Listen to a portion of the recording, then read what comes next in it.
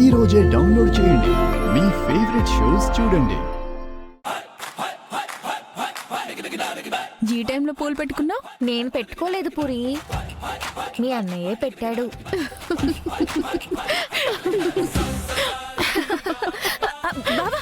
ఏమైందిరా? మీ అమ్మ ఎలా ఆలోచిస్తుందో అలా ఆలోచిస్తుందిరా భూమి నీ గురించి. నా కొడుకు గగన్ అంటే ఎందుకు నీకు అంత ఇష్టం?